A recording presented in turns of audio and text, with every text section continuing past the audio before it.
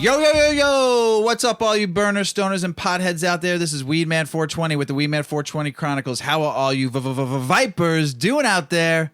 Mrs. Weedman? Mr. Weedman? How the hell are you? I'm going to be amazing in about 2 minutes after I smoke.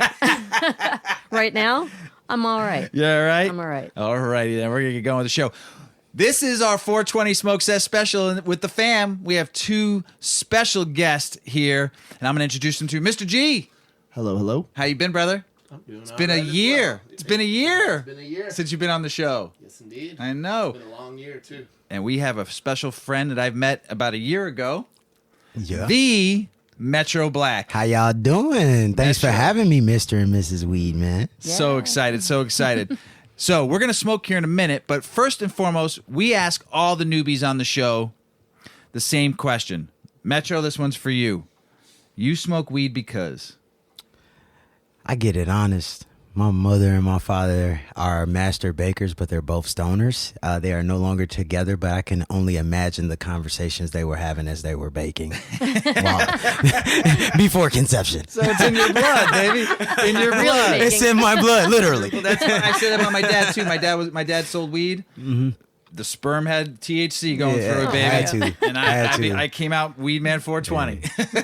That's great. I actually just got a chance to meet my father for the first time this year, and he is a dealer by trade as well. Ugh.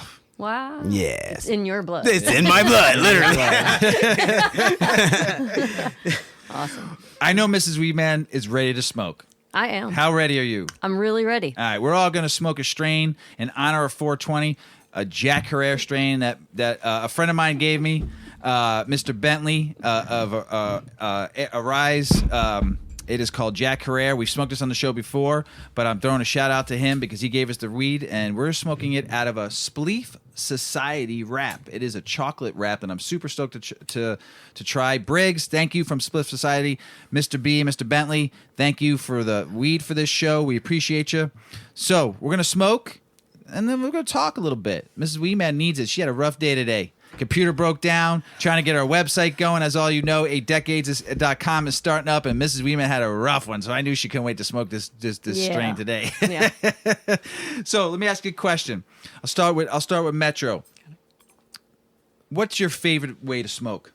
I've smoked with you. And I know you love a good joint. I love a good joint, man. But I will say I've evolved a bit. I need a little concentrate in there every once in a while just to take me over the top, you know? Mm-hmm. Definitely a joint guy, though. Mr. G, what do you like smoking out of? I'm been on the bong lately at home. Nothing too big, just a little 1-footer. Yeah, I like a little water involved, I think. You put ice in it? Sometimes. Now let me ask you the other question. Yes, sir. Do you clean your bong often? Often. Hell yeah! Quite often. Hell yeah! I would say new water every day. That a boy. And a nice little alcohol soak probably every week. Sweet. Nice. Yeah. That's what we're talking about. We just did an episode where we talked about how to clean your bong, and Mrs. Weedman did it, and she did a great job. We also did one last episode. We talked about how to clean your grinder. I have never cleaned my grinder before in my life. And I've had many. And this one I just put off to the side. I've had for 3 years, and I've never cleaned it. And Mrs. Weedman in the last episode talked about cleaning your grinder, which was really interesting. Because do you guys clean your grinder too at all, ever? I don't. Yeah, I mean, I listened yes. to that You do? episode. Yes. You listen to it? I did. Or I move it. I retire them. I retire them. I just Yeah. sit them up there and like, if somebody wants it, hey, you can take it, man. Because you know, after a Hang on. while, you're turning and it's like, Yep. It's like sticky and Yeah. yeah. Oh yeah, that resin gets gunky on there. So but you got to try to save what you can from that. Yeah. Yeah. It's still good. yeah, save Oh, that my. keef, yo. Yes. Save that keef. I use like a little kid's paintbrush, and that gets all the stuff out of like the screw threads and all that. That's That's smart. about as far as I go, and that gets you like the juicy keef that you miss. That The gets good stuff. ground into There we all the other go. stuff. There we go. Yeah. What is one of your favorite strains you smoked lately? Probably in the last year. We've been since weed and cannabis has become legal in Illinois. The strains have become. You've been able to pick and choose a lot, right? And be able to get some from your buddies that home grow, or maybe some buddies that bring it from a different state that home grow. But the strains that today, compared to when we were younger, where you just got what your dealer gave you, your plug gave you, you know, it is what it was, and that's what you got. Now, What is your favorite strain, Metro? Like, what is the one you've been smoking? Friendly market or corporate market? Let's talk about the friendly market.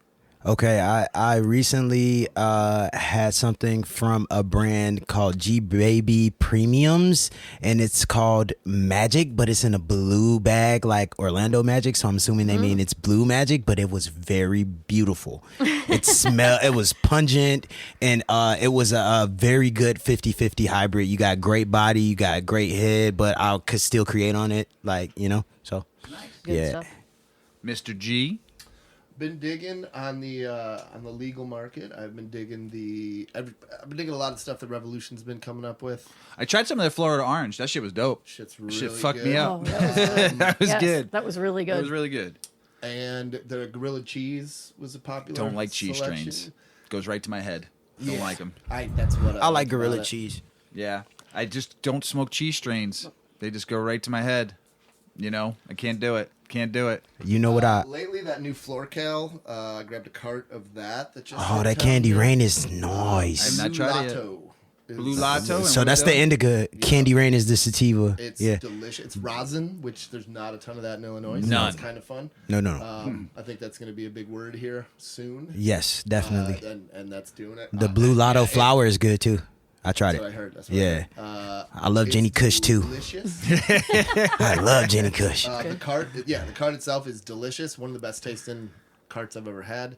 Super heady, super stony. They need to I pay brought you. a little if anybody They wants need to pay you. They could. You just fucking plug the hell out of that. And on the- Yeah, you sold me. well, I brought some, so we'll see if I can. Yeah, you might be maybe after the show. I think you might be a little quiet. This is it's a little bit of Candy On the Rain, traditional market too, Mr. Weedman, your Majin Fujita, has quickly made its way into like my favorite sativa of late for sure. Love it. Sativas often can get I get a little grumpy, I can get a little anxious and sped up. Then that one does not do it.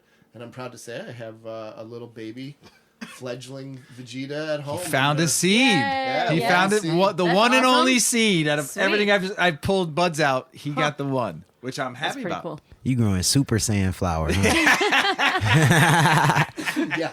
So we haven't had a gender reveal. It's a little guy. But Hopefully it's a female. we'll see. Yeah. You put that thing outside. I had a couple outside. You saw how big those things grew last summer. They were both males, but I got pollen out of it, but they grew pretty big. So I know you're gonna put that thing outside, so it'll be nice.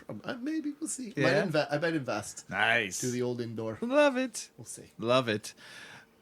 The one strain that got away, Metro. Strawberry cough. Well, I have something in the tent right now called Stop playing with me. Called Strawberry Kush Breath. Okay. That comes from strawberry cough. I got the daughter. It's in the tent. Hey.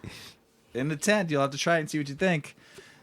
Mr. G, the one that got away. Gorilla Punch. Smoke that. Very Yeah, good. It was my first strain with a med card. So I even took like a little tea break before that just to be like, I'm going to go get like the best strain I could get my first time at a dispensary. So I was like fresh, probably a 2-week break and smoking and smoke some of that shit. And That's awesome. You were it's like, out of your "This is tree. what it's all about." Like 100%. I think I did yoga immediately. After the yoga time. Downward dog. Yeah. I love a good downward dog. Dude. Especially when Mrs. Weeman does one. All It makes right. it better. What a guy. What a guy. Hold for edit and Yeah. 2, Good one. 3. I can't see so good. Already? Yeah, Should just started. We got really. long. We still got about another I know. 45, 50 you guys minutes like to go. double dosed what I think Well, I took 3 hits. You guys definitely double. Well, dosed. they're professionals. Where is It's it? been a long day for everybody. It's I know they're professionals. I got to get to that level. Well, we'll get to this level. All right. Let me ask Mr. G first, because Metro's about to blaze this up. Right, relight that one up. How has cannabis helped your music career? We all know. Mr. G's been on the show before. I have had Mr. G play at a bunch of my parties over the last years. He has a band. Can I tell him the funny name, or should I tell him the real name first? Hey, how drunk are you right now? Are I'm you not drunk? at all. So we'll just say it's the real. funnier the drunker you Yeah, are. it is. So we'll just say the real name is Grit and the Double Knit. Correct. Finally, and after all these years, I got it right. I had a running joke where he had to write it down in front of me so I would remember it, and I still said it wrong. There was context. It was always on a very special occasion that Mr. Weedman enjoyed himself. Oh, a little too much. A lot. Yes. A lot before he got on that microphone. The skunk buses will always reign king, baby. There will be never another skunk buzz like it. But anyway, how has your music and cannabis play together? How has it helped your career? So, I think it all, and it's funny because it's something I've been thinking about a lot lately, and I'm pulling a lot of beliefs out of the drawer and sort of dusting them off and seeing where they fit. I think you got to do that every once in a while, and it all comes down to ritual for me. And where I lose course on things, it's when I've kind of forgotten ritual. If I'm just mindlessly smoking throughout the day, then it doesn't have that. So that impact. Just a quick shift into, like, that's what we used to do when we were stoner kids. It was ritual, you know? Music's a ritual, too. And I've been getting into the idea, like, lately that everything's a ritual. Like, if you wake up in the morning and the first thing you do is look at your phone and go, fuck, that's your ritual. That's Every your wake-up morning, ritual. right. You know what I mean? So, yeah, just sort of taking a step back. I probably need another, I would say a tolerance break would help, too, but really looking at, like, how cannabis affects my headspace while either in the creation or the performance process, and really being in the present with mindfulness with that. That sounds vague, but it's too easy to get lost in thought and be on stage and with the type of music I play. Not when I'm singing, but if I'm just being a musician, I'm just being a guitar player, I can be somewhere else. Who's the other bands you play with too? You play in a few, not just your own. You headline in, but you have a few other bands you play in too. Yeah, right now the active one is the Lawrence Peters Outfit. That's like a fairly popular honky tonk, old school country honky tonk group. So think like Hank Williams Sr., old Johnny Cash, Tennessee 2 stuff. George Jones, that type of thing. And with those gigs, if I'm just being a musician, I can float off. I could be at Arby's for half the set. Just like, what am I gonna eat when I get out of here? What's gonna be open? Like you can just that. melt 100%. Sometimes it's hard to get back at it. So then somebody brought this up to me in a totally different context, but it was just this idea that like this.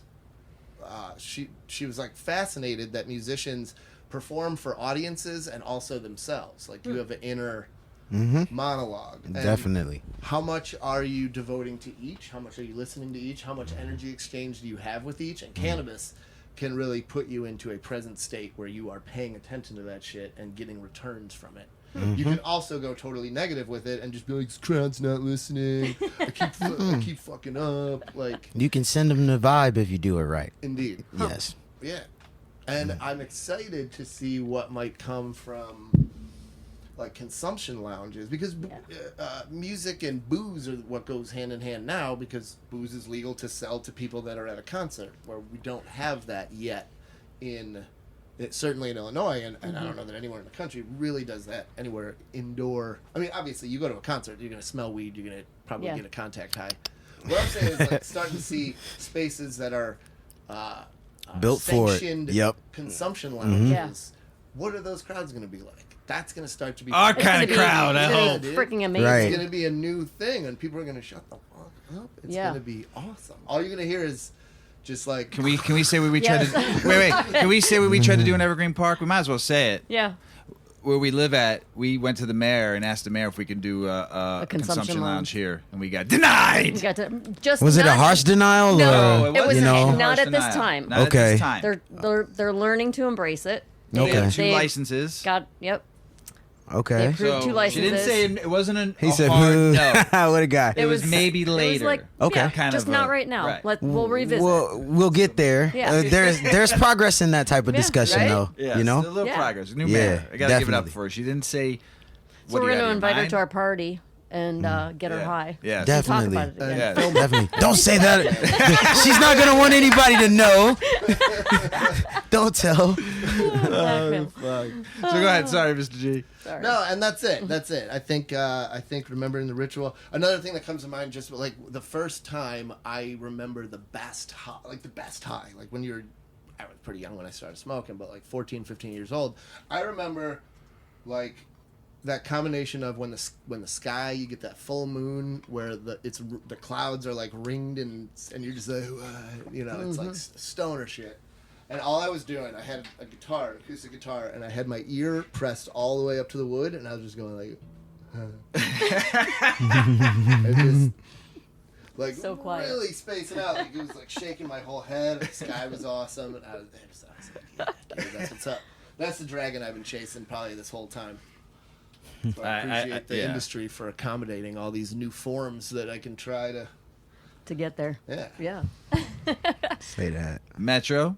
Same question. How has cannabis helped with your music? And you're a newer smoker. I mean, you told me when we talked. It's just been. I'm going into a decade. You Right. know? Yeah. Well, that's not that new. Yeah. It is new. That's some experience. Yeah, I got experience, but I got it fast. You know, Right. like I got it fast. Mr. G You and know I, what I'm Mr. saying? G and I've been smoking since I was 13. Right. He started smoking when he Yeah. was 14. I'm with you. I'm at Yeah, like 10. yeah. I was. Yeah, she's a decade in. Yeah. So, but she learned quick too. Right. She had to smoke. She didn't live off regs like we kind of did and shit dirt weed. And when you only can get that at one point, you got classy weed and good fucking strains right off the bat. So you don't know what we had to deal with. And what actually, I lived in Florida, Well, so I you at least do, 'cause, got like, when a you're a little bit better weed teenager, than you you got, Mr. Yeah, G at well, the time. listen, I'm not gonna lie. Like I've like You're spoiled too. No, listen. I was just gonna say that like weed with music. So put it like this: when I got into cannabis, like my plug was the plug. Like I was like, how did I get this like off bat? Like people like, where are you getting this? I'm like, yo, it just came to me. And music was the same way. Like I was working in insurance, selling insurance. I never thought I'd be in music at all. Like I was just looking to insure movies. Mrs. Weedman never thought she would do a podcast about weed either, but it was in my Say dream. that. So, and look at us now. And look at us now. We got neon logo lights and shit. This is lit, you know? And you bought in and y'all doing it together. That's what's dope, man. It's super dope. But like I went in a studio to insure the studio. I was like, oh, this feels like I should be in here, and it smells like, oh, you mind if I burn one before I go? He's like, yeah, go ahead. Then next thing I know, I'm talking to this guy about my buddy who makes beats, and he's like, man, I got enough producers. I need songwriters. And I was like, oh, I can write a song. And I went home, wrote a song to one of my buddy's beats, and his artist liked it, and they ended up keeping me on the reference. And then like I ended up getting a key to that studio, and that was my blowback spot. But what I was doing was learning my voice on the mic while nobody else was around, seeing what I could do, like learning how to say certain words, coming in hot, not coming in hot. And I would say the fact that I had cannabis that day is probably one of the reasons I got into music. 1, 2. So shout out to me coming in on things at a high level all the time. You know what I'm saying? It worked for you. It worked. It worked. It always came together and worked. But yeah, cannabis definitely got me into music, and it keeps me sane from traffic because I am always moving. So how long have you been doing music? This is year 3 going into year 4. So I'm going into year 4. And you just released a new album. So I released a project a year ago in the summer, but I just released a new single and I got an album coming. We haven't selected a release date just yet. We're filming some music videos for what's out and for our next single, and then we'll decide on a release date. Sweet. Yeah. Awesome. Congrats. Thank you. Do both of you, Mr. G, do you use cannabis to help write songs? Not necessarily. You don't need it all the time? No.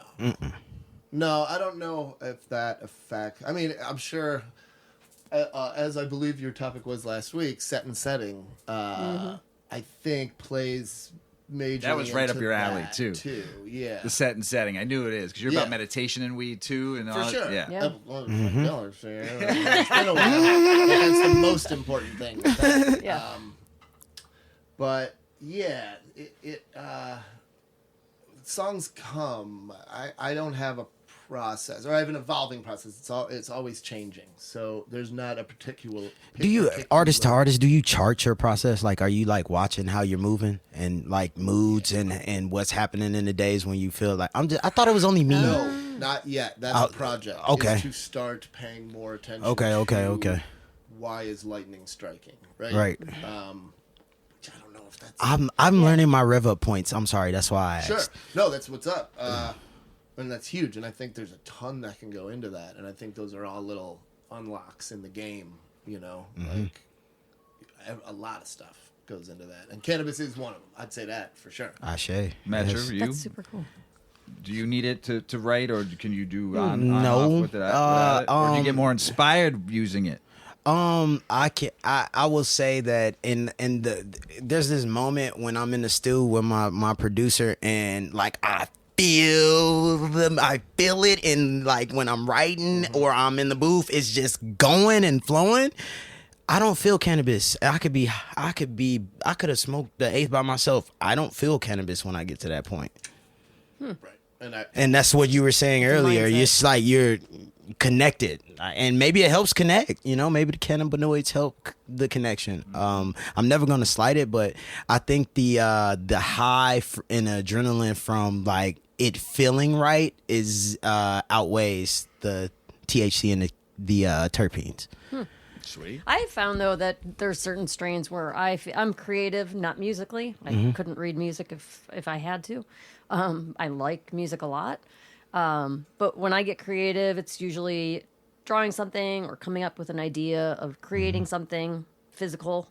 And if I'm high, I feel like when I get into that mode, like the thoughts evolve more fluidly, but they almost evolve too fast, and I can't get them to paper before they've passed, and then I can't backtrack to them because it's just like like hyper speed creativity. So maybe I have to channel that in. Definitely. Definitely. Yeah. There was a time when you were creating the business, Yeah. the website, all of the clothing line, the tray, everything. That there was times where you didn't use it, but there was times where you said you wanted it, Yeah. and you took it and you were zooming, you were getting shit done. And I'm a fast. nighttime creative person. I get more, like, I don't know. I think because there's not as many interruptions, I don't expect interruptions. I can dial It's in your like time. 10 o'clock, It's 10:30 your time. at night. Yeah. If something comes up, I could stay up and it would be 4 a.m, and I wouldn't know it's 4 a.m, because you just get in that mode. That's and when it's just smooth. That hour Yeah. in bed when we shut everything off is my most creative time because there's, I know, right? but there's no Yeah. but there's no You don't interruptions. Yeah. Right. But It you is don't the most remember anything in the peaceful- morning. No, if there's something really good, I remember. note. I remember about 67% of that. But if there's something really good, I text it to myself, and then I wake up. I'm like, that's why. My alarm But goes. that's my hour. That hour, like I shut down. We shut the TV off at midnight. But that midnight to 1 is like to me the point where I can clear. There's nothing in my mind but me. I can't really do that during the day. I have too much going on. Yeah. Say that. But weed or no weed, there's so. I'm an early riser. That's how I get around. I wake up at 4:44. That's my up until yes, every day my alarm goes off at 4:44. So that's your quiet time. Yep, When you do that's my me yeah. time up until like that like maybe 5:30 alarm. It's time to like actually go. Yeah. So. Yeah. Sweet.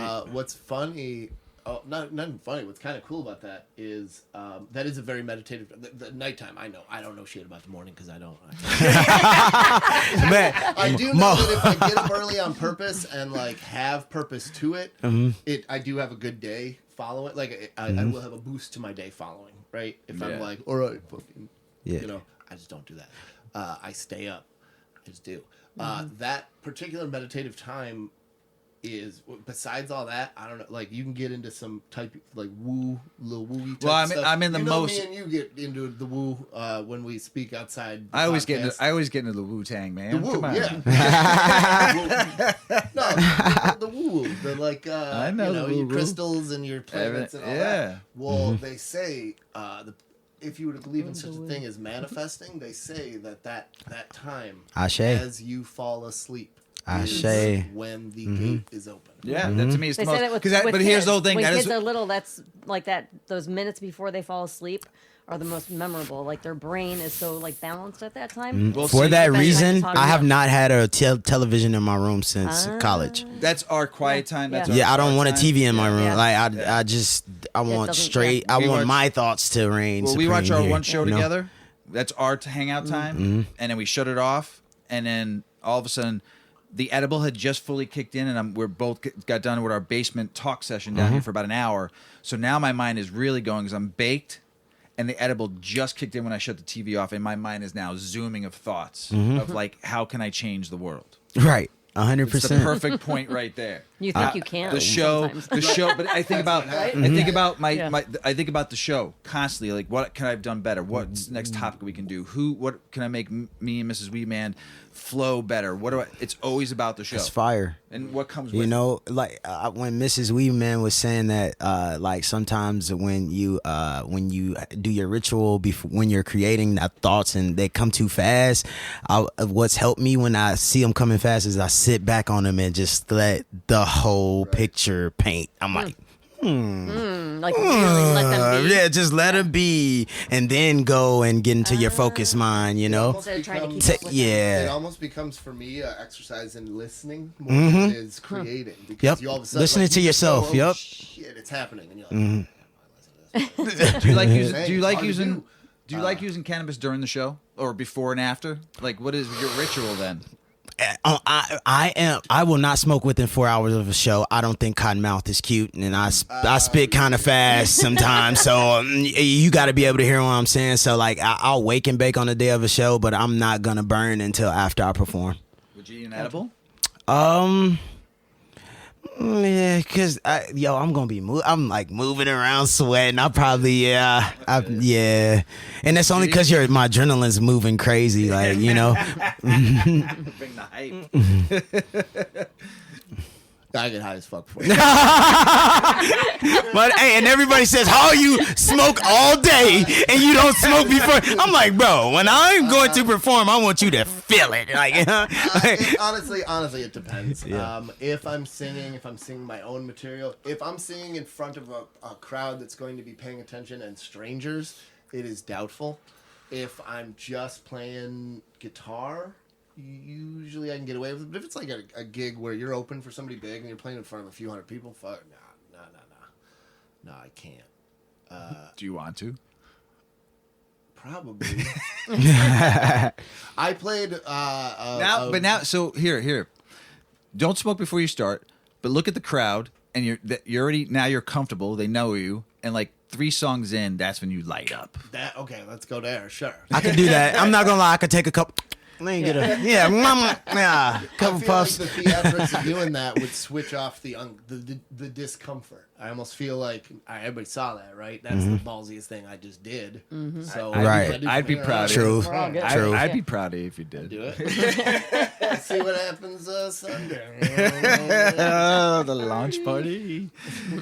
So, do you think? I mean, hip hop to me is all about. I mean, they made cannabis mainstream. So, does music and cannabis go hand in hand? Of course. hip hop. Of course it does. I think it does in the world in general. I feel like music and cannabis go hand in hand, as well as just cannabinoids, terpenes, anything that can make a person who's already in tune with feel, you know? I don't like going to a show not being stoned because you can't feel it as much. It When you're elevates Yeah, the everything show. gets heightened. You can hear certain sounds you might not be able to hear if you're just drunk or if you're Facts. just going in plain. For me, anyway. I enjoy it. Yeah, For sure. yeah. I gave you a fucking triple banger and you fucking got whacked at the last show you had. Like, Oh, it was Halloween, and I went catatonic out in the, yeah. I gave him an oil filled oil Goofy-ass keef. Oklahoma. Oh, It's funny. There's a It's country goofy as song. fuck. There's a kind of famous like frat boy country song called the refrain goes, "Them boys from Oklahoma roll their joints all wrong," and I'm like, yeah. Yeah, they do. I know for a fact. They put like 9 moon rocks and fucking roll it in butter and crystals and. That's why I gave you. I Did smoked- it even light? Like, was it like running? Yeah, like 'cause It- I smoked a few of them they gave me. I'm like, all right, I had enough. I can't smoke any more of these. I smoked 3 of them. They gave me like 10. I brought home 10 the 2 trips I went there. and I can't smoke them anymore. So I gave them out to people. I gave him 2 of them. One you went on vacation with, and one you smoked at a show.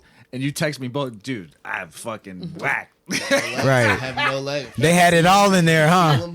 Yeah. So I gave them away. I'm like, I'm enough of those. Those things put you out. You know, like those are at home fucking J's. Like when you're in your basement, don't want to do shit. That sounds like But again, you know, some that's shit I right want right there. now. Yeah. Right there, that explains the connection between music and cannabis, or even just music and altered consciousness, right? You don't do that at a fucking Bulls game. No. Maybe you did before, but Yeah. you're just, Right. you know, you're not like, oh, this is my favorite. The third quarter is my favorite. This is when I fucking like a joint. You know, at a show, Oh, my you're dude's like- coming on. Yeah, you know your rhythm. Smack. Let's go. Right. I mean, no matter. I feel like you could go to a Neil Diamond concert, you could smell weed somewhere. Like, You went to a mean- Neil I Diamond did. concert. Did you smell weed? I was a long just time ago. Couldn't figure out why I was there. I bet everyone around her. How? She was. Why? You were how? Why? When is this over? Bad concerts are fun. I fucking hate Neil Diamond. It was but pretty I- painful. that'd be rough. I went to see Mariah Carey once, and I was the only. It was me and 2 other dudes, and we were the only. Me and 2 other dudes 3 guys went together. went to Mariah Carey. No wives Oh or my God, girlfriends. man. No So- wives or girlfriends. Just No, 3 not guys. at all. No, Oh, I love not at it. all. This was. Everybody was like, "Where are those dudes In here?" our 20s, my buddy scored tickets. It was one of those things where like work. What's got the 'em, and they were backstory? Like, who wants these? He was like, I want them. And so it was 3 dudes at Mariah Carey. We were definitely the only of our demographic of like 25-year-old single, not there with our moms or girlfriends or daughters. Like my it God. was a rad scene. Because we got hammered. They still had booze, so we got course. just real drunk and kept trying to get backstage and shit. And security was like, "You got, nah, you can't." But I was like, "Where are your dates?" we want to meet her. Come on. But even there, like tons of weed. You Really? wouldn't expect it. Tons. Yeah. Sweet. It's music and weed are simpatico, I believe. There you go. Here's something. So we're gonna get on with the show. You ready, Mrs. Weed Man? think and these so. guys are gonna join in. Okay. We're gonna go with some articles, some heavy I have to duty. read? I'll read first. Okay. All right. Sound good? All Give you a right. minute to catch Yep, up. Yep. I'm good. So, will stoner culture survive in 2022 and beyond? I've saved this article. I've had it since December of 2021, and I've read it often because I wanted to see if I wanted to read it then, but if not, save it for 420 because 420 means the world to me. So, this is a great article. And posted by Reginald Reefer on Friday, December 31st of 2021. As we're ending 2021 and entering into a 3rd year of the pandemic, the trend of global cannabis legalization is only gaining traction. While I may have mispredicted that cannabis was going to be legalized in North America during 2021, the truth of the matter is that probably going to happen sometime maybe, now we're in 2022, and they already failed. So, who knows? Congress in the U.S. said they'll be taking up the matter in spring of 2022. Well, Congress passed the MORE Act, but the Senate, with Schumer, bailed on his act. So who knows when it's going to happen. They're going to pick this back up in the summer. Further down the road, the Mexican Senate is also going to take a vote for the first quarter of the year. With all the changes happening on a legal level, one can only wonder what will happen to the culture that helped impulse a movement of cannabis legalization. Talking about stoner culture that currently still exists but might fade away in the near future, perhaps it might not in its entirety, but it may evolve into something completely different. The dawn of stoner culture. The stoner culture is the counterculture. The counterculture was birthed out of the opposition of the drug prohibition and only really took off during the 60s and 70s. Original stoners was the reference of booze hounds, but during the 1960s and 70s, when cannabis became the drug of choice for the counterculture, the term was translated to this subculture. These people were typically seen as outsiders, slackers, and essentially the non-desirables of the time. The ostracization of the demographic was intended to make those who partake feel like secondhand citizens and was designed to appeal to the patriotic ideals of the masses. The normalization of the counterculture. In the late 90s, cannabis became legalized for medical purposes in places like California. This happened because the underground culture that the gay rights movement, which was suffering the heaviest blow from the HIV/AIDS pandemic. Hence, we talked about who? Mrs. Weedman? Brownie Mary. We talk about her a lot. Talk about her a lot. Therefore, the counterculture was largely seen as a non-threat to the establishment, naturally aligned with the objectives of the gay rights movement, and as a result, medical cannabis became avenue for legalization. When the man became stoner. Since 2012, we have seen corporatization enter the cannabis field, then warp what cannabis is. At some point since then, even the word marijuana was seen as potentially offensive. Corporatism is wokeism, which appeals to the widest demographics. This means their ultimate objective is to be an ally to the majority, and thus a stoner no longer fits the bill. To me, that like hit home right there when I read that. That'll give me a good punch in the nose. Mm-hmm. So this person's been reporting on cannabis for over 10 years now, and have seen the evolution of the cannabis industry. While strains, names, and stores still have the stoner feel, to the truth of the matter is that stonerism is far removed from the modern cannabis. With people like Justin Bieber jumping into the game and high-end weed becoming the main product that industry pushes, cannabis no longer reflects what it was pre-1997. The cannabis user today is the poser, or the narc of yesterday.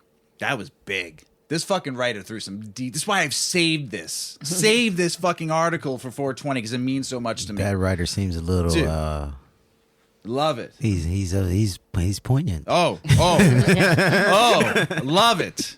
So Narcs. Right. In a minute. The narcs of yesterday. Which brings us to the question: will stoner culture survive the death of the stoner?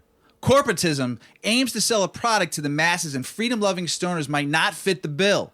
While the subculture still exists, it is no longer seen as a shadow activity. It is no longer revolutionary. Within the realm of the modern cannabis, the stoner is a dying breed. But will stoner ever go away? I don't think so. At least not while I'm still alive and writing to the masses. The stoner is simply evolving and still remains very countercultural. It's the stoners of the world that still distrust the government. I'm fucking one of them. It's the stoners of the world resist government overreach, mainly because throughout the entire lives, they were willing to sacrifice their freedom for the right of everyone to fucking smoke.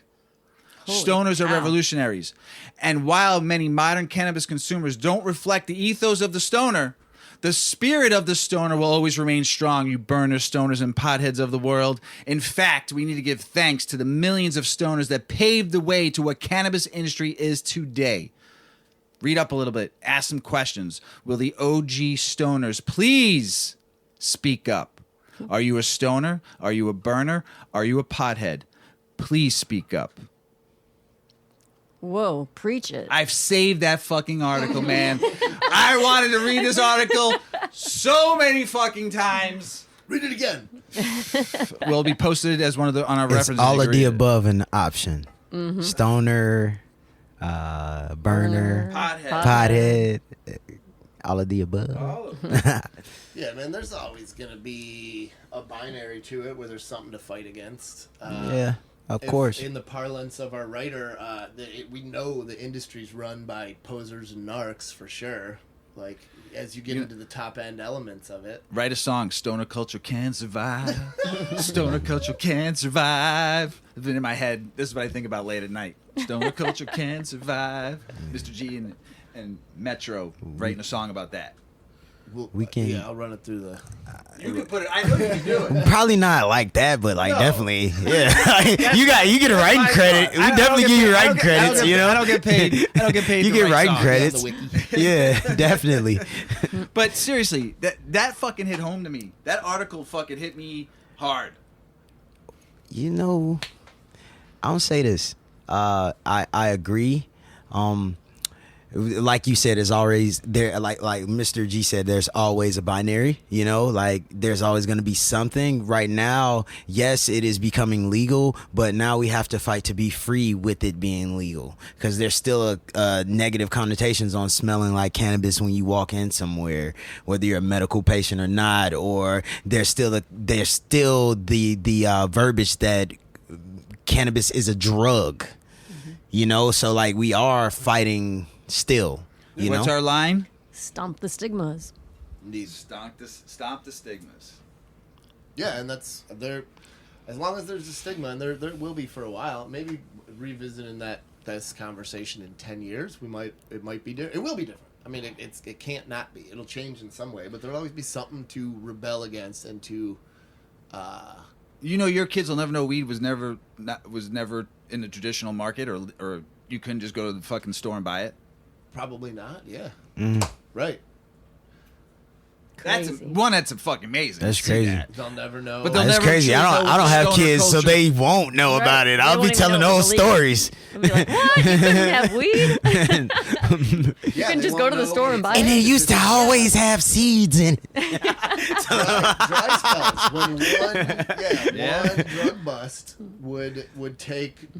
could take 2 weeks worth of weed off the street, and you just had a miserable neighborhood. People trying to figure, I remember that when you just had a couple hookups, and it turns out they all got The stuff right. Y'all got the same plug, man. Well, we got a second part of this article that was by Tom Backus, and this was all about like Steve D'Angelo sounds off on the hippie culture. We are not the Cheech and Chong stoners. Where does hippie culture fit in Cannabis 2.0? Which I thought was a really good article. And Mrs. Weeman's going to talk a little bit about that. Yep. So this is about where hippie culture fits into Cannabis 2.0. Again, from Steve D'Angelo. He sounds off on this. Supporters will praise Tommy Chong and all the work he has done throughout his life for cannabis advocacy out of one side of their mouth, and an hour later, they'll say they're not at all like Cheech and Chong stoner stereotypes. They'll say they have jobs, they work out, they're good parents, and contributing members of society.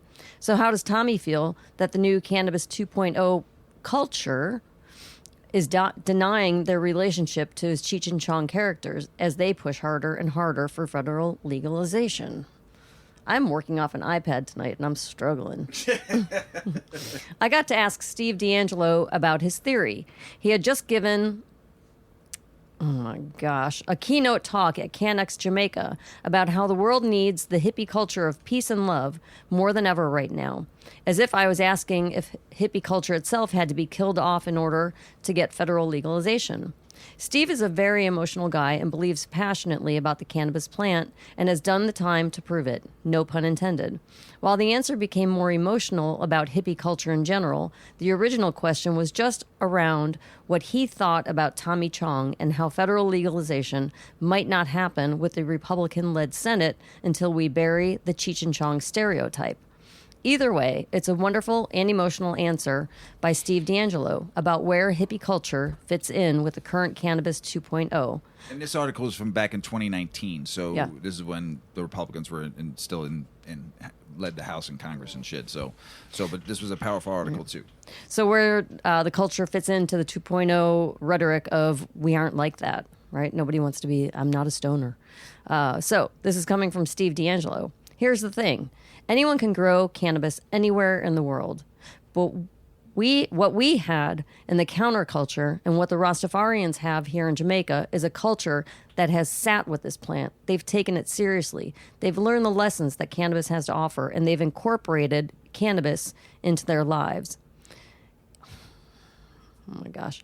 And the values of the counterculture are values that are desperately needed in the world today. Extending tolerance, more respect for nature, resolving disputes more peacefully, having respect for creativity instead of conformity. These are great values. Love over hate, peace over war. These are the values that the world desperately needs now. So no, I don't think that Cheech and Chong have anything to be ashamed of. And their humor was forged at a time of Prohibition. And under Prohibition, one of the things that happened is that we were surrounded by negative images. Everybody in the world was telling us that we were irresponsible, that we were lazy, that we were dirty, that our minds were rotten, that we were depraved. So we had to somehow be able to laugh at it. We had to somehow be willing to take all of this negativity and use humor to deflect it so we could keep going on. And so, yeah, some of the stuff that they did reflected stereotypes that aren't really true about cannabis consumers, right? But we are having those stereotypes laid on us so heavily that the only way that we could shake them off our back was by laughing. and Cheech and Chong gave us that. I never ever felt like Cheech and Chong were laughing at us. I always felt like they were laughing with us. I know people who say that we have to strip the counterculture values away from cannabis. So we need less love in the world today? We want less peace in the world today? We want less color and flavor and freedom and nature in the world today? I don't think so. Hippie culture, counterculture, it's here to stay. Sweet. I'm glad I it is. think so. And then Tommy Chong did another article, and he got interviewed, and basically what he was saying is, and I'll post the article so you can read it. It's pretty long, but he just says this: well, compared to where we were, it doesn't matter anymore. I don't care what people think. In fact, what they found is that negativity publicity is more effective, and it's probably what happens when you mention anybody, especially Cheech and Chong, in the same breath as cannabis. It's a plus, no matter what you're saying. So that was just one caption of when he was getting interviewed. So we'll post that so everyone can read that. It'll be on our site. So, and now Mrs. Weeman's going to tell you a story. Yeah, we're celebrating 420, right? I think I celebrated my first real 420 skunk bus, 2019 bar crawl. I decided I was just going to get higher than I've ever been, and I wanted to maintain it for as much of the day as I could. One and only time and on the bus. I think by stop 5, I couldn't even speak anymore. I had nothing left. So 420 goes back in history. Does it still matter? For decades, 420... It better matter because it's my fucking name. It will matter forever as long as it's your name then. Yeah. Say that. For decades, 420 has been code for pot, as well as the counterculture's day of celebration. But have we outgrown this unofficial national holiday? In Mexico, native healers known as curanderos use cannabis in their practice to treat a variety of conditions. The shamans believed that there was a correlation between medicinal plants and divine spirits, a notion that didn't sit well with the Spanish church. Toward the end of the 17th century, the Catholic Church caught wind of this and banned cannabis, spreading rumors that people who used it were in communion with the devil and would go crazy, said Steve D'Angelo, one of the world's leading cannabis activists and founder of California's Harborside Healthcare. As a result of the church's anti-cannabis propaganda, Mexico's cannabis consumers were forced underground to hide their affinity for the plant. There, a new lexicon was born. By combining the Catholic-friendly word Mary with the Spanish word for things, Juana, one of the first code words for cannabis came into existence, marijuana. Literally, Mary's things. Became the secret way of identifying pot. If you were to talk about Mary, no one would suspect something bad, said D'Angelo. Fast forward to the mid-1960s. San Francisco's Haight-Ashbury, London's UFO Club, New York's Greenwich Village. These were areas of great momentum where centuries of conservatism were being provoked by a counterculture revolution. But by 1970, Nixon, like the Catholic Church before him, saw cannabis as a threat to his authority. He approved it as a Schedule I drug, a signal to law enforcement that pot was potentially more dangerous than opium, methamphetamine, and cocaine. We all know that's not true. For decades, Wow. yeah, right. For decades, 420 was the way to whisper one's approval of cannabis without letting the authorities know your actions. Only 420 had the added dimension of referring not just to all things cannabis, but cementing a continually recurring time and date, affording enthusiasts a specific time to meet up and potentially organize. But as more states fully legalize cannabis and many others offering some form of legalized weed, does this national day of organizing really matter anymore? In 1971, the same autumn that Thompson was mourning the counterculture, somewhere around harvest time, a group of San Rafael high school students, known as the Waldos, because they liked to congregate outside class against a wall, inherited a map. It allegedly led to a crop of abandoned cannabis plants near the Point Reyes Peninsula Coast Guard Station, just up the coast from San Francisco. The friends planned to meet after school at 4:20 p.m. to see if the map was real. For weeks, the Waldos gathered at 4:20 and hopped into a 66 Chevy Impala, nice car, smoking joints the whole way out. The Waldos never actually found the hidden treasure, yet the term 420 became embedded in their dialogue, referring to their favorite plant while teachers and parents were conveniently left in the dark. While the Waldos pioneered the term, their connections with the inner circle of Grateful Dead catapulted the propagation of 420 into our language. One Waldo's father helped the dead with real estate. Another Waldo brother was tight with Phil Lesh. And all of the Waldos had all access passes to the dead's rehearsals, shows, and after parties, where the term was put to good use during the 1970s and 80s. 420 jumped from this close-knit Bay Area Grateful Dead family to the Hemp Tour, and Hemp Tour immediately went to work spreading the idea that there was a holiday to be celebrated, making patches and posters referencing 420 to sell at all Dead shows, D'Angelo recalls. That's what really publicized this thing all across the country, and then all across the world. April 20th is the most significant day in the weed world, celebrating and bringing together people from all walks of life that have one common philosophy, burning of the herb and uplifting the mind, says Ganja Lab CEO Balram Vaswani, who's producing Jamaica's first legal harvest under the country's new medical marijuana law. Much like the curanderos of the 17th century, cannabis is being used across the world, once again to mitigate symptoms of disease, pain, and illness, while reconnecting users to the divine. And according to many advocates, it's still important to celebrate. 420 is positive because it's raised a lot of conversations and discussions about the plant, says Damian Marley, who recently announced a plan to convert a former 77,000 square foot California prison into a licensed medical marijuana grow facility. If anything, it's probably more relevant today than ever because of legalization. For many proponents of 420, legalization means much more than decriminalization, expungement, and restrictive medical marijuana programs. Activists believe cannabis legalization endgame comes in the form of uninhibited, unfettered access to the plant, affording people the opportunity to benefit without interference. A reason why home grow allowances have entered the debate. Free the plant. Across so many states. Free the plant. That's right. I could see April 20th becoming an official holiday worldwide as marijuana continues to decriminalize and legalize around the world, says Vaswani. Snoop Dogg, legendary rapper and cannabis trailblazer, agrees that 420 should stick around. This magical plant positively impacts all sorts of industries: health, tech, business, sports. 420 is one of my favorite days because the whole world comes together for a smoke in celebration of it. There's a great deal of activist work that still needs to get done. Prohibition is restrictive and divisive. 420 events bring everyone together, imbuing a sense of empowerment. When everyone stands together with a common goal, the collective consciousness swells to create change. Even in our activist work, even if it were complete, 420 morphs from a statement of conscience to a celebration of acceptance, a celebration of victory, a celebration of our amazing connection with this plant, says D'Angelo. I don't think that'll ever stop. I think it'll always be worthy of celebration. That article came out last year on 420, well, 419.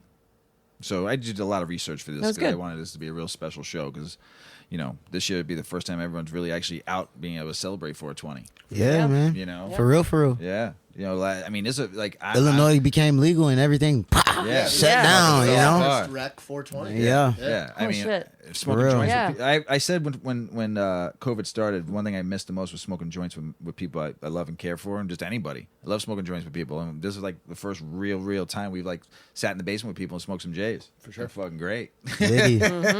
Dope. You know, I mean, I know COVID's still around, didn't go anywhere, but you know what? I think just people just want to live. It sucks. Indeed, man. You know, they just want to live their life. And does 420 still matter? It'll always matter to me. It means a lot to me because I got to learn about it, you know, by working with it. You know, with the company I worked for a long time was 420 friendly. You know, I learned everything from that company. You know, I learned who the Waldos were because of that company. And I didn't even know the Waldos had a website until I just found it. 420waldos.com. It's fucking badass. Go to their fucking website and fucking truly, like, you can learn all about them, but then there's like history fucking in there. It's pretty, I thought it'd be like one page, and it's like pretty fucking deep.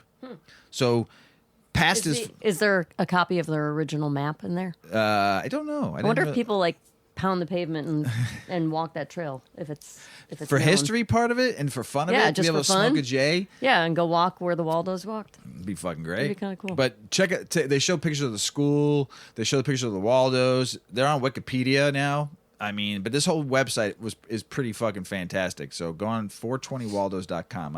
I mean, I've been drinking their beer too when it was made for a long time, but I had some of this year's batch. yeah. So I mean, always got to give props. So here's something I thought about when I was really stoned the last couple nights ago, and in my 1 o'clock in the morning thought sesh. Well, do you think? I mean, after reading those articles and stuff like that, do you truly believe that 420 is here to stay forever because the cannabis community will keep it alive, and the stoners, burners, and potheads will keep it alive, and people like us who promoted our podcast out there in the world promoting 420, and journalists, and or is it going to be going more to the corporate cannabis will either kill it or they'll keep making money off of it? I will say this: as we do the joint, we shall have to share 420. That's simple. You gotta just we're gonna have to share it. Well, it's what if gonna. they don't want it? It's the, and What it's, if they don't want it? And all of life, there is levels to this shit. So some people will be lightly, and some people will really get it.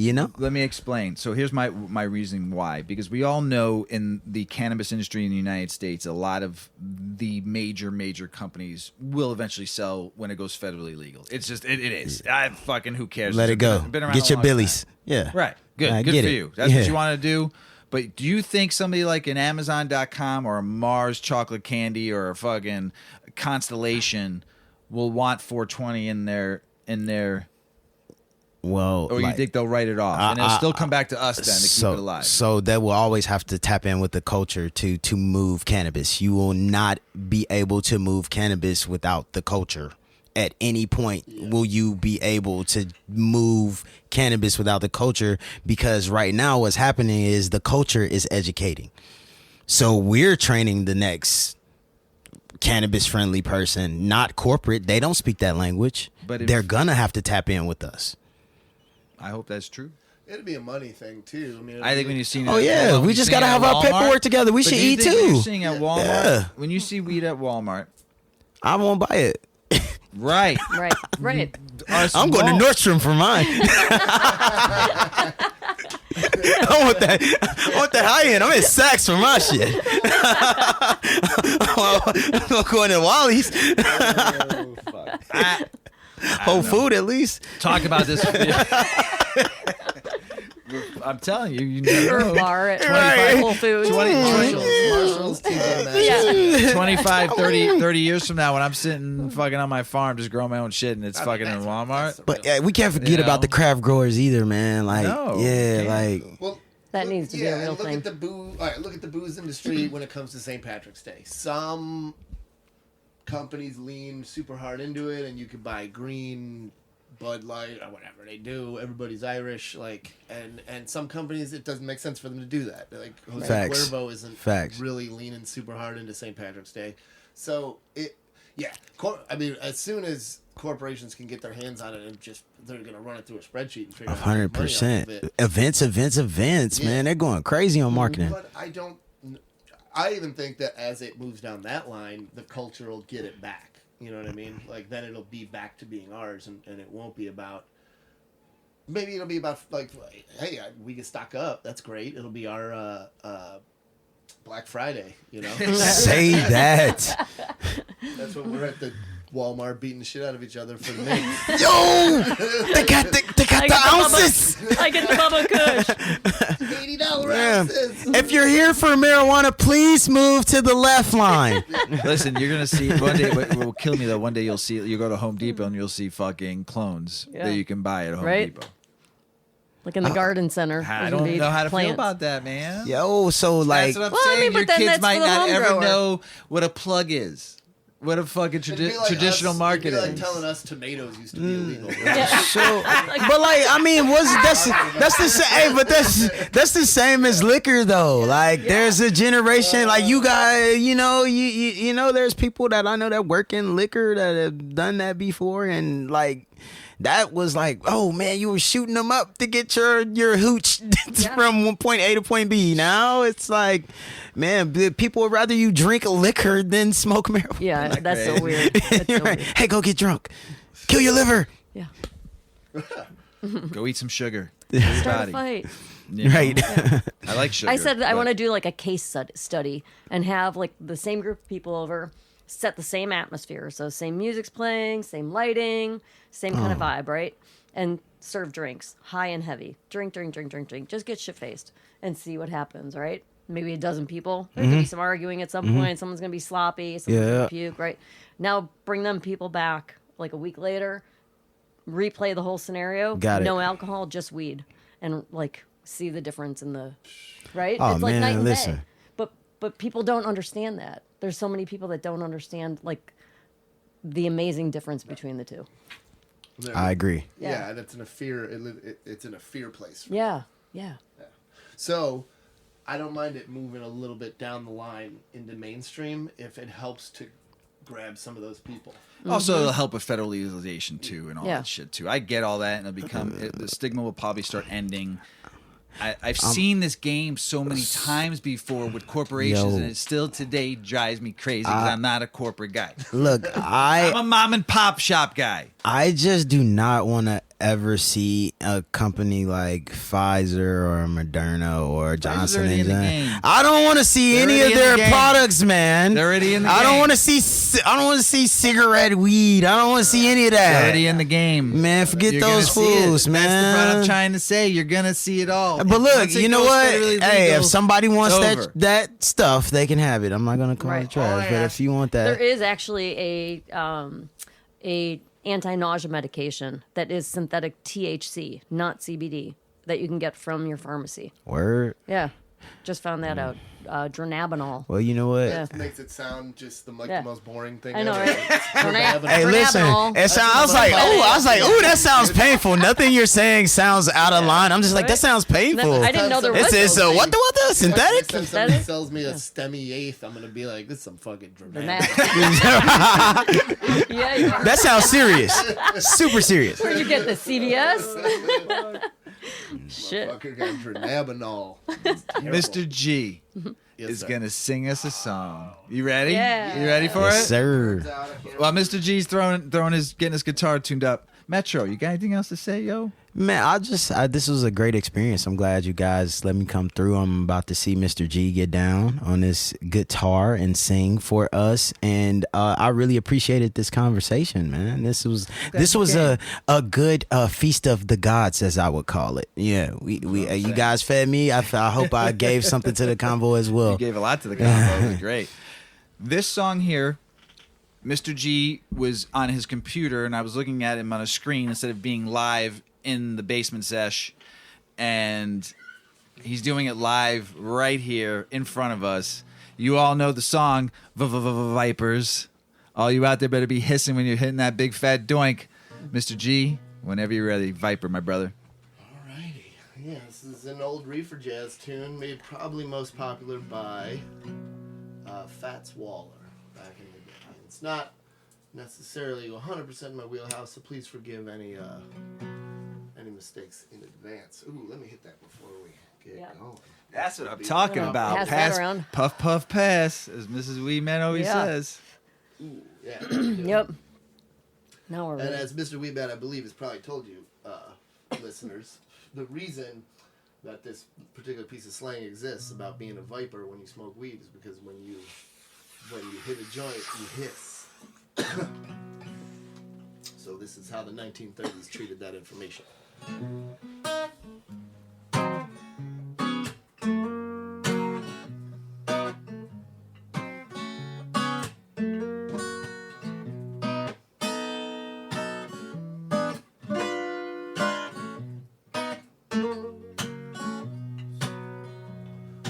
Dreamed about a reefer about 5 feet long, mighty wide, not too strong. You'll be high, oh, but not for long. If you're a viper, say I'm the king of everything. Got to get high before I can swing.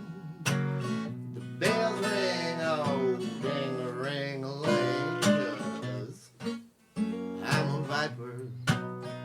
Well, you know you're high when your throat gets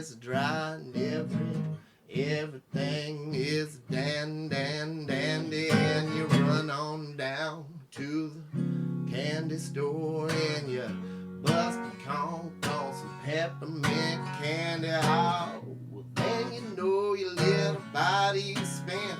You don't give a damn if you don't pay rent. The sky's high and so am I. 'Cause I'm a viper wild.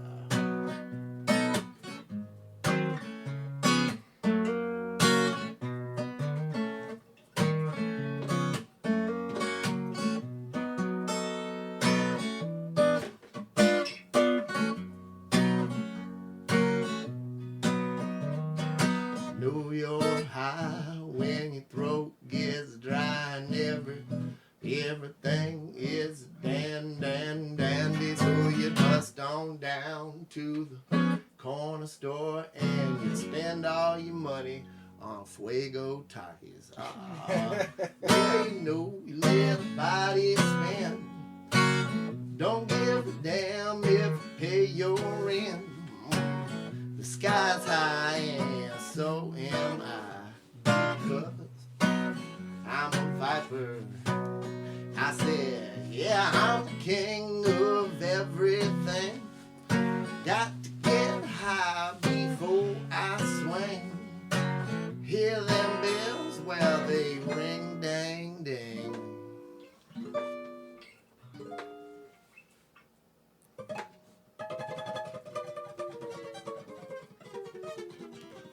I'm improvising this part. That's the weed. 'Cause you're a viper. Oh, yeah, you're a viper.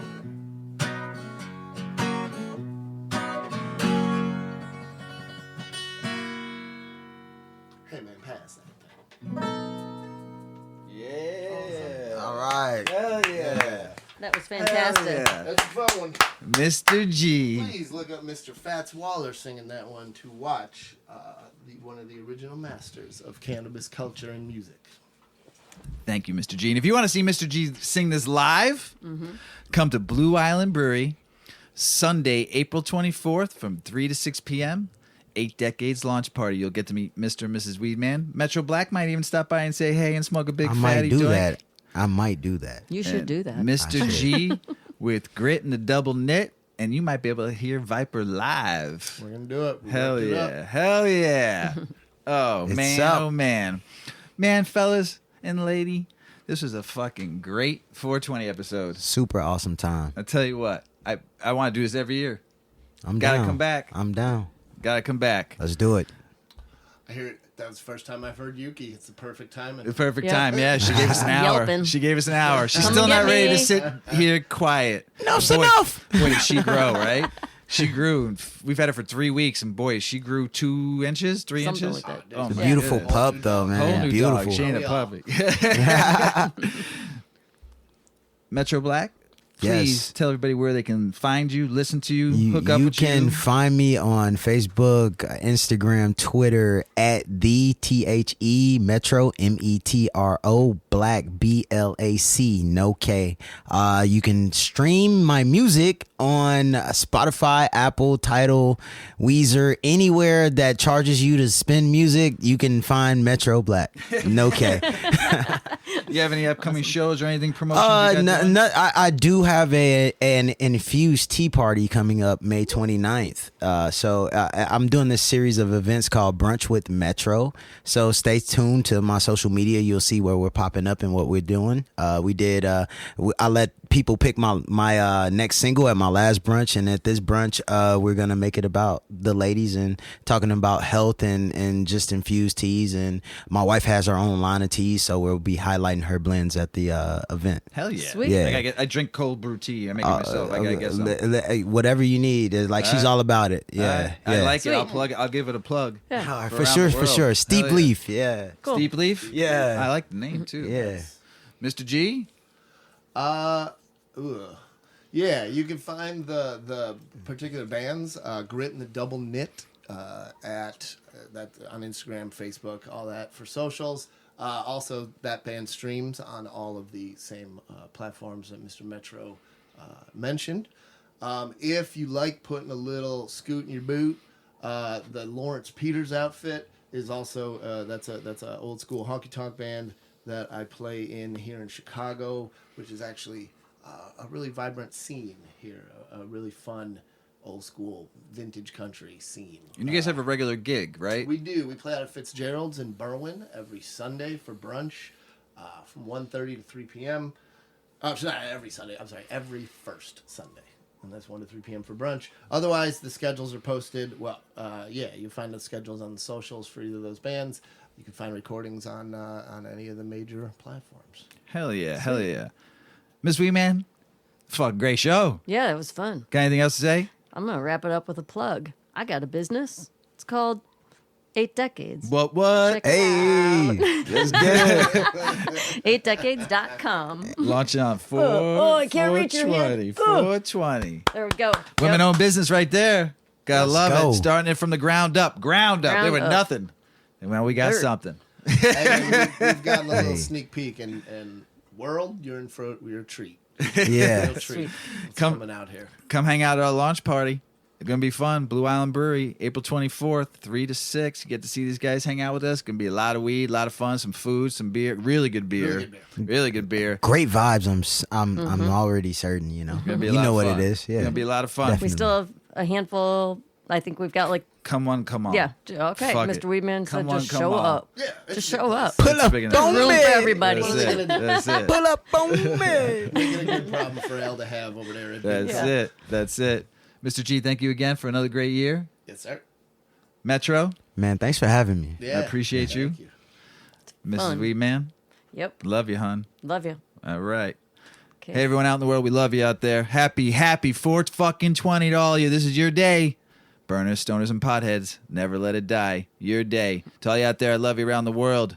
To all you peeps out there in the world, I love you. Keep on hitting us back on all of our social media. Also, you can find everything you want to find now on 8decades.com. Social media handles, all that. I don't even have to fucking say that shit anymore. All I got to do is say 8decades.com. You find everything you want to find. Spelled out. EIGHT. Go ahead. No? Finish it. Oh. Finish it. EIGHTDECADES.com. I don't get paid to spell. I Ooh, get I'm paid gonna to write a sell. jingle. 8. We're yeah. gonna write a jingle. Yeah. Let's do that. Yeah. I'm all about that. All Let's right. go. We love you all out there in the world. As Paulie always says, smoke smart, puff puff and away. Puff, puff, pass.